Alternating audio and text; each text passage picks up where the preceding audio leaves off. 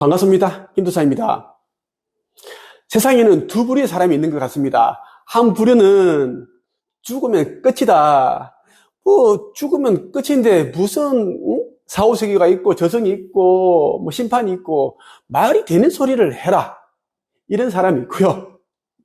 또 한 부류는 뭐냐면 죽으면 당연히 사후세계가 있지.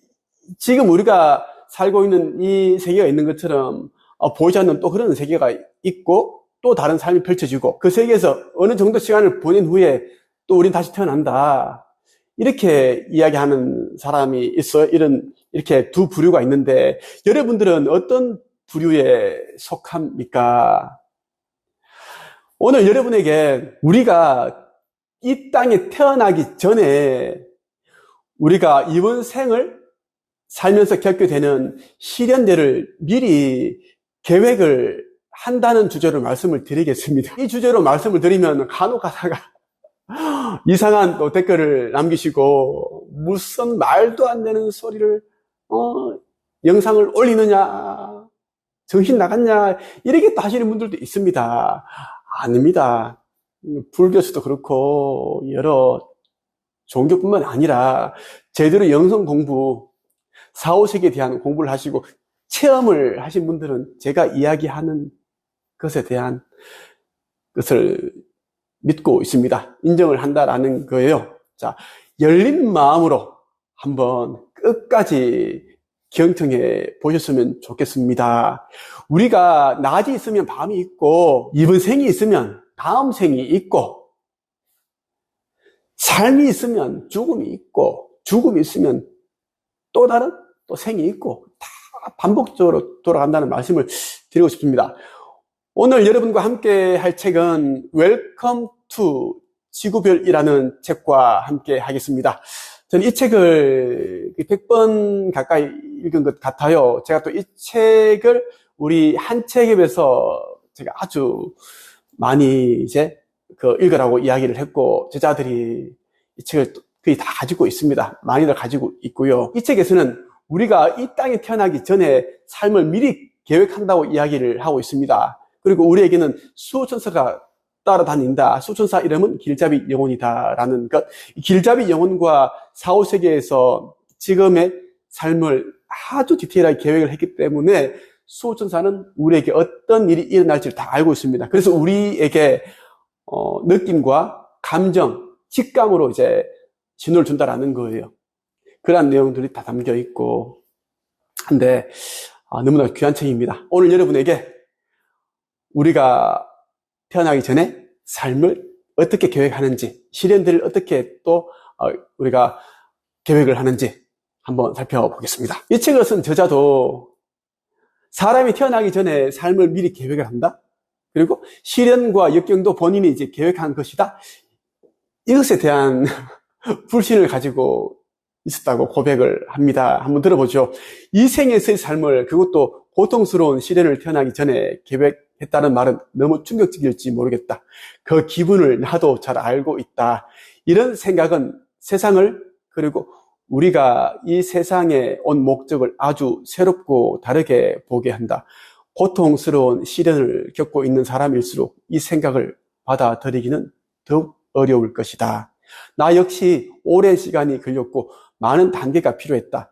특히 내 삶에서 가장 고통스러운 순간을 대면해야 할 때는 더욱 그러했다. 하지만 그 순간들마다 나는 상처가 치유되는 것을 느꼈다. 분노와 원한이 사라지고 그 자리를 평화와 기쁨이 대신했다. 전에는 힘겹기만 하던 삶에서 아름다움을 보았다. 우리가 전생 계획을 세운다라는 것을 알게 되면 지금 겪고 있는 이 시련들이 좀 더 가볍게 느껴집니다. 왜? 내가 사후세계에서 다 그죠? 계획을 세웠기 때문이다. 이 시련들은 나의 영적 성장, 영혼의 진보에 도움된다는 그런 판단 하에 영적 스승, 길잡이 영혼과 함께 토의를 통해서 계획을 했다라고 보시면 됩니다. 우리가 삶을 살면서 배워야 할 그 영적 성취도를 완성을 하게 되면 이 윤회라는 시스템에서 벗어나게 됩니다. 윤회라는 것은 정말 그 감옥입니다. 지구는 감옥 행성이라고 합니다. 그만큼 이제 살기가 힘든 곳이에요. 슬픔과 고통이 넘쳐나고 억울함, 원한이 진짜 가득하고 또 생로 병사 여기서 우리가 또 빠져나가지 못하고 계속 반복한다는 것은 진짜 너무 고통스러운 일이죠. 다만 다행인 것은 우리가 태어날 때 전생을 경험한 것에 대한 그 기억을 다 이제 망각하죠. 기억을 리셋시키기 때문에 이번 생에 집중할 수 있는 겁니다. 그만큼 우리가 살고 있는 이 삶이라는 것이 쉽지 않다라는 거예요. 그러면 우리는 왜 반복적으로 윤회를 하는가에 대한 이제 질문을 던져봐야 되겠죠. 이 지구라는 학교, 이 윤회 법칙을 벗어나기 위해 어떻게 해야 되는가에 대한 또 답을 얻을 수가 있기 때문입니다. 태어나기 전에 우리가 세우는 계획은 범위가 무척 넓고 그 내용 또한 자세하다. 우리는 단지 삶의 실현만 선택하지 않는다. 부모를 고르고 언제 어디서 태어날지를 고르며 다니게 될 학교와 살게 될 집, 만나게 될 사람들과 갖게 될 관계들도 고른다. 방금 만난 사람인데 어디선가 본 듯한 친숙한 느낌을 받는다면 그 느낌이 틀리지 않을 것이다. 그 사람은 아마 태어나기 전에 만나기로 계획한 사람일 가능성이 크다. 어떤 장소나 이름, 이미지나 문구를 처음 접했는데도 이상하게 친숙하다면 그것은 태어나기 전에 의논한 전생 계획의 기억이 어렴풋이 떠올랐기 때문인 경우가 많다. 우리는 여러 차례의 전생 계획 세션에서 이번 생에서 쓸 이름을 사용해보고 이번 생에서 걸칠 육체의 겉옷을 입어본다. 바로 그러한 연습 때문에 물질계에서 서로를 알아보는 일이 생긴다. 기시감을 종종 전생 경험과 연결시키고는 하는데 실제로 기시감은 전생 계획의 기억들인 경우가 많다. 우리는 태어나기 전에 이제 부모를 또 선택을 합니다. 그 아빠, 엄마가 어떤 또 환경에서 자랐고 어떤 기질이고 성격인지 이러한 부분들도 이제 다 우리가 골라요. 그리고 또 이제 이 엄마, 아빠 사이에 태어나면 나는 어떤 외모를 가질 것인지를 고르고 엄마, 아빠가 허약한 사람이라면 이제 나도 자식으로 태어나면 나도 이제 허약하겠죠. 그런 것들 다 본인이 고르고 또 태어날 장소, 그 다니게 될 학교, 친구, 직장 이러한 것들을 다 이제 고릅니다. 세팅한다라는 거예요. 그리고 이제 이러한 이제 삶을 살면서 또 본인이 경험하고 싶은 시련들, 어떤 사람은 장애아로 태어나고 싶어 해요. 영혼 세계에서 말하는 거예요. 장애아가 되면 많은 사람들로부터 관심과 보살핌을 받고 싶은 거죠. 이런 사람들 전생에서는 이제 애정 결핍을 느낀 사람들입니다. 이런 또 이제 세팅하기도 하고, 어떤 사람은 이제 그 직장에서 일을 하다가 그 재해를 입는다든가 다친다든가 이런 것도 계획을 세우고, 어떤 사람은 또 암과 같은 불치병에 걸리는 그런 또 시련도 세우고, 어떤 사람은 또 사기를 당해서 힘든 일을 겪다가 이혼하게 되는 그러한 시련들도 세팅을 한다라고 보시면 좋겠습니다. 지구로 들어올 때 우리는 영원히 어떤 우리의 기원을 잇는다. 우리는 몸을 갖고 이 세상에 태어나기 전에 이처럼 자발적으로 기억 상실을 택하리라는 것을 이미 알고 있다. 장막뒤라는 표현은 이러한 망각 상태를 가리킨다.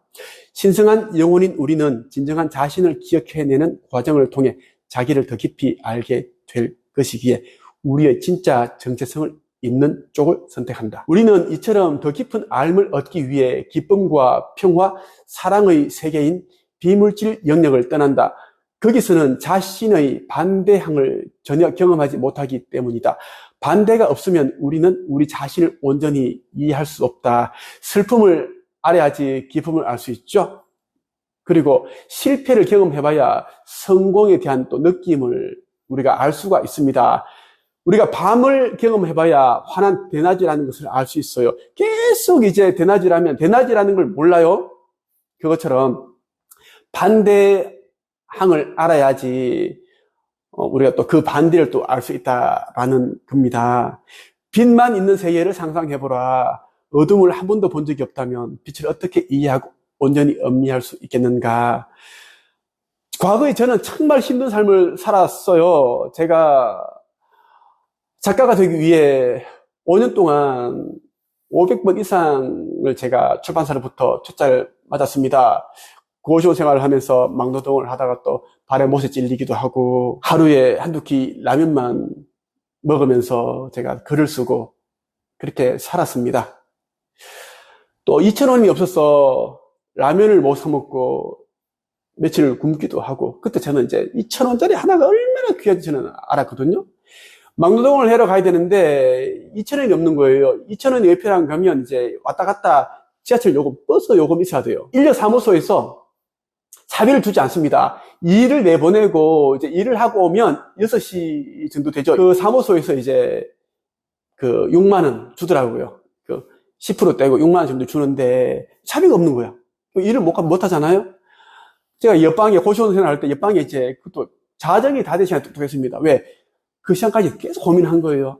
2,000원 빌려야 되는데 옆집 아저씨에게 똑똑해서 놓고 빌리면 2,000원 없다고 그러면 뭐라 생각을 할까? 돈도 안 빌려주면서 이제 무시만 당하는 건 아닐까? 이런 생각을 굉장히 많이 했습니다. 그러다가 이제 자정이 다 되시면 똑똑했어요.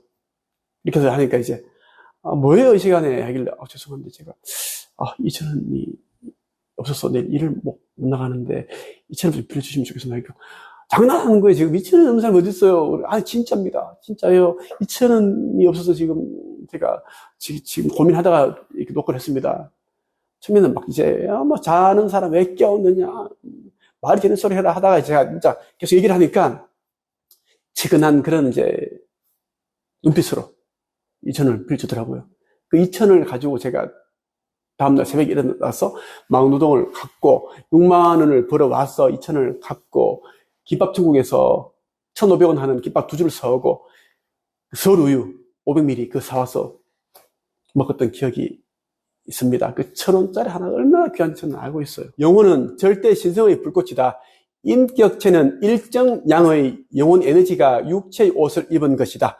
인격체는 육체의 생에서만 지속되는 일시적인 특징들과 죽음 이후 영혼과 다시 합쳐지는 불멸의 핵으로 구성된다. 영혼은 광대하며 비단 하나의 육체에만 국한되지 않는다. 한편 각 인격체는 영혼의 깊은 사랑을 받는다. 중요한 것은 인격체가 자유의지를 갖고 있다는 것이다. 따라서 삶의 시련들은 받아들여질 수도 있고 거부될 수도 있다. 지구는 인격체가 태어나기 이전에 쓴 대본을 그대로 따르기도 하고 벗어나기도 하는 무대와 같다. 여러분들에게 닥친 시련들은 거의가 여러분들이 저성에 있을 때 그 인생 계획을 설립할 때 세울 때 다 이제 세팅을 한 겁니다. 그래서 지금 여러분에게 닥친 시련들은 이제 능히 극복을 하면서 배워야 할 것들이 있거든요. 그런데 여러분들은 자유의지를 가지고 있기 때문에 시련을 받아서 극복을 하려는 그런 노력하는 자세를 취할 수도 있고 아니면 도망갈 수도 있습니다. 여러분의 의지에 달렸다라는 것입니다. 돌아보니까 제 인생은 시련의 연속이었습니다. 전 정말 IQ 89에 언어 장애를 가지고 있었고 공부도 꼴찌였고 전문대도 아주 안 좋은 전문대를 나왔고 20대 후반에 균형불량자 신세였고 저 나이 28살 때 꿈을 향해 달려갈 때 그때 또 아버지께서 갑자기 세상을 떠나셨어요. 그때 저는 보증금 20만 원에 월세 17만 원짜리 그 자취방에서 살고 있었습니다. 대구 교육대학교 맞은편에 있는 남무시장 안에 있는 그 자취방에 살고 있었는데 제 인생에서 가장 음울했고 어두웠고 힘들었던 시기였습니다. 그때 아버지께서 세상을 떠나신 거예요. 지금 돌이켜보면 아버지가 세상을 떠나셨기 때문에 저는 이제 강한 용기를 낼 수 있었습니다. 저는 아버지 시신을 제가 볼 때 염할 때 아버지 이제 시신을 닦고 하는 그 모습을 볼 때 제가 약속을 했습니다. 제가 혼자서 제가 아버지 떠나시고 이제 남은 그에게 빚 제 혼자 힘을 갚겠습니다. 두 명의 명이 있고 두 명의 누나가 있지만 저 혼자 힘으로 갚겠습니다. 그것이 아버지의 아들로서 마지막에 해줄 수 있는 그런 기쁜 선물이지 않을까 생각을 합니다. 저는 아버지의 아들로서 아버지에서 마음 편하게 가실 수 있게끔 제가 그런 생각을 한 겁니다. 그리고 저는 꼭 성공하겠다라고 약속을 했습니다. 작가로 성공하고 하겠다. 그런 약속을 아버지께 시신 앞에서 약속을 했습니다. 제가 아버지를 보내드리고 제가 또 한 2개월 후에 직장에서 잘렸어요. 한 달에 90만 원 받았던 직장인데 제가 잘렸고요. 그때부터 저는 치열하게 살았습니다. 아침 일찍부터 밤 늦게까지 글 쓰고 살았어요. 뭐 5일 만에 10일 만에 책 한 권씩 쓰고 출판사에 보내니까 처음에는 몇 년 동안 저를 거절하고 거부했던 출판사에서 100만 원, 200만 원 막 꽂아주고 원고 달라고 그러고 그렇게 막 하더라고요. 2년 2개월 만에 빚을 다 갚았습니다. 빚을 다 갚고 보증금 20만 원에 월세 17만 원짜리 살던 제가 보증금 200만 원에 원룸으로 이사를 가고 또 1년 후에 1000만 원 반전세로 이사를 가고 그러다가 아파트로 이사 가고 그렇게 삶이 달라지더라고요. 또 책을 계속 써나가니까 제가 작가가 되고 저같이 진짜 아는 게 없고 가방끈 짧고 뭐 모든 게 다 열등한 사람이 작가님 소리 듣고 선생님 소리 듣고 강의 요청이 오고 상담 요청이 오고 만나 달라 그러고 막 그랬어요. 그러자 자신감이 생기고 더 큰 꿈이 생기고 그렇더라고요. 그런 과정 속에서 지금의 제가 되었습니다. 글쓰기, 책쓰기, 무자본 창업, 지식 창업, 퍼스널 브랜딩 이 분야에서는 우리나라 제가 이제 뭐 탑이라고 저는 생각을 합니다. 제가 많은 사람들을 가르쳤어요. 김세 TV, 김세 작가도 제가 가르쳤습니다. 김세가 가장 힘들 때 10년 정도 전이었죠. 그 친구를 제가 알게 된 게 경기도 광명시에 김세가 살고 있었는데 자기 동네에 제가 이제 그 청년 도서관에 책 쓰는 법에 대한 강의를 갔습니다. 책을 쓰면 왜 좋은가에 대한 그 강의를 갔는데 그때 김세가 몸이 안 좋아서 그 집에서 기어다니다시피 하는데 이제 아이를 데리고 그 청년 도서관에 강의를 들으러 온 거예요. 그것도 이제 스머프 추리닝을 입고서 왔어요. 뒤에 나무로 된 긴 의자가 있었어요. 거기서 앉아 있었어요. 지금도 기억이 납니다. 그때 제가 한 말이 성공해서 책을 쓰는 것이 아니라 책을 써야 성공한다. 보통 사람들은 열심히 살 뿐이지 특별하게 살려고 하지 않는다. 보랏빛소가 되라. 책을 써야지 퍼스널 브랜딩이 되고 보랏빛소가 된다. 이 이야기 계속 한 거예요. 그 얘기를 듣고 이 친구가 또 이제 김세가 좀 이제 빨라 생각이 빨라요. 바로 그날 밤에 이제 우리 한책 카페에 웹 카페에 가입을 하고 활동을 하고 했습니다. 첫 번째 책은 제가 비용도 받지 않고 제가 너무 안타까운 마음에 자꾸 얘가 이제 죽음을 앞두고 있다. 아름다운 이별 막 그런 얘기를 하니까 안타까워서 동정심이 생겨서 제가 이제 또 돈도 없고 하니까 제가 무료로 제가 이제 뭐 주제를 정해주고 너의 스토리를 써라. 내 스토리를 쓰면 사람들에게 동기부여가 되고 강의할 수 있는 무대가 생긴다라는 얘기를 해줬습니다. 그리고 TV도 나갈 수 있다. 라고 얘기를 했어요. 실제로 이 책이 나오고 나니까 이제 아침마당 생방송에 또 TV 출연을 했습니다. 저는 너무 감사하다고 문자 보내오고 막 우리 카페에 후기 남기고 막 그랬었어요. 책을 한 권 내면서 삶이 엄청 달라졌어요. 제가 보기에는 살아오면서 큰 그런 뭐 해놓은 그런 일이 없는데 책을 쓰면서 이제 브랜딩이 되고 사람들이 인정해주고 하니까 이제 뭐 상담도 해주고 뭐 강연도 하고 그렇게 하다 보니까 너무 돈을 너무 따라가서 이제 그런 일이 일어났죠. 뒷광고, 구독자들을 속이고, 독자들을 속이고, 자기는 이제 오랫동안 작가를 지켜보고 이제 책 소개를 한다 그랬는데, 뭐, 나온 지 얼마 안 되는 책들도 소개도 하고, 김세희가 돈 주고 구입해서 소개해 준 줄 알았는데, 출판사로부터 돈 받고 찍은 내용들이었고, 그것을 알게 되자 많은 사람들이 이제 분노했고, 그랬었던 기억이 납니다. 자, 마인드 세팅. 이제는 돈도 중요하지만 사람들이 어떤 그 변화, 성장에 도움되는 그런 일을 많이 했으면 좋겠어요. 김세혜가 1시간 상담료로 4억을 받겠다.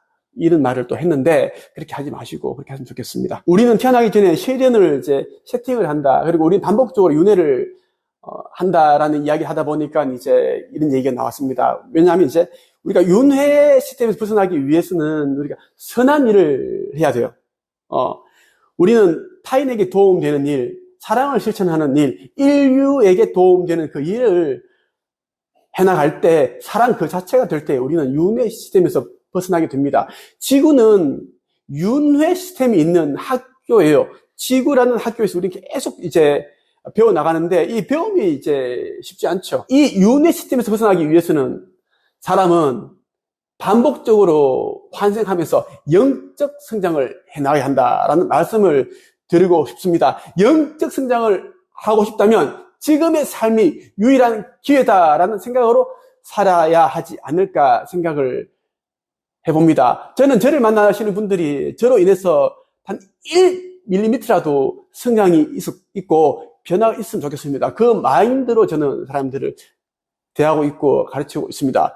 윤회 그리고 영성, 사후세계에 대한 좀 더 폭넓은 지식과 정보를 아시고자 한다면 제가 운영하고 있는 네이버 카페 한책협에 가입하시면 많은 도움이 되시지 않을까 생각을 합니다. 끝!